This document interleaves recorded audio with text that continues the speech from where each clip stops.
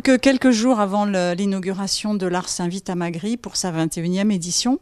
Et cette année, nous avons une originalité par rapport aux années récentes.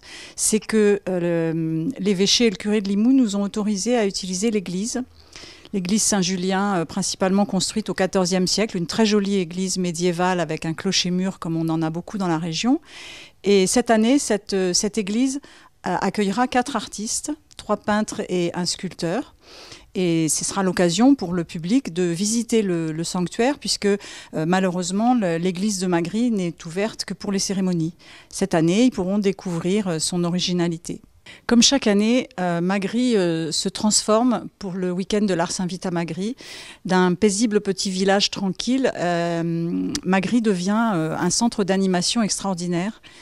Pendant 2 jours et demi, des concerts gratuits, du jazz, du blues, du pop, du rock. Toutes sortes de musiques vont résonner entre les murs à différents endroits du village, évidemment entièrement gratuits. Et les enfants ne sont pas oubliés puisqu'on a même une tente spécialement réservée aux animations pour les enfants, avec quelqu'un qui leur fera découvrir des méthodes de travail artistique. Donc c'est vraiment prévu pour toute la famille. Il y aura des animations assez originales également, en rapport avec le street art, c'est-à-dire qu'un de nos artistes qui est un street artiste, c'est-à-dire qui peint sur les murs, sur les trains, etc., va pendant la manifestation décorer un fourgon pour faire une animation, en plus de son exposition. Mais on aura aussi la traditionnelle buvette, puisqu'on sait que nous avons un terroir viticole très riche. Donc les gens pourront profiter de cette buvette.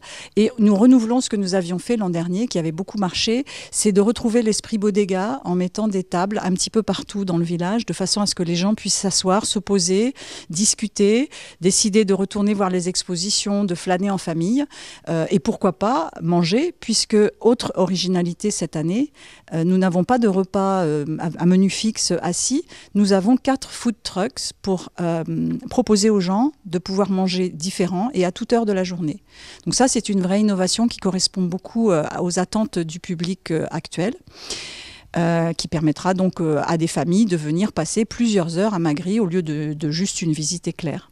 Alors le public dans tout ça, eh bien le public cette année comme l'an dernier, on va le solliciter pour qu'il puisse voter. Chaque visiteur de la manifestation aura le droit d'avoir un bulletin de vote qui sera remis à l'accueil. Et une fois qu'il aura vu tous les artistes, il sera libre de choisir celui qui lui plaît le mieux, de mettre son bulletin dans l'urne. Et le dimanche à 18h, lorsque nous décernerons le traditionnel prix de la ville de Magri et le prix du jury, eh bien nous décernerons aussi un prix du public.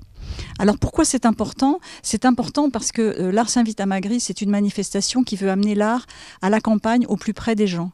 Et les artistes, depuis pas mal d'années, nous disent que c'est une manifestation assez unique parce qu'elle leur permet de rencontrer leur public et de savoir ce qui touche leur public. Donc le prix du public, c'est important. Donc venez.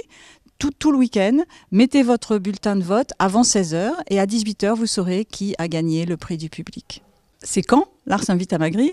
Eh bien, ça commence vendredi à 14h, vendredi 29 septembre. Ça se poursuit le samedi et le dimanche de 10h à 18h, avec le samedi soir une nocturne festive jusqu'à 22h30 avec un concert, une première partie et une deuxième partie, ce qui permettra aux gens de profiter de la restauration en musique, voire en dansant, pourquoi pas. Donc je vous dis à ce week-end.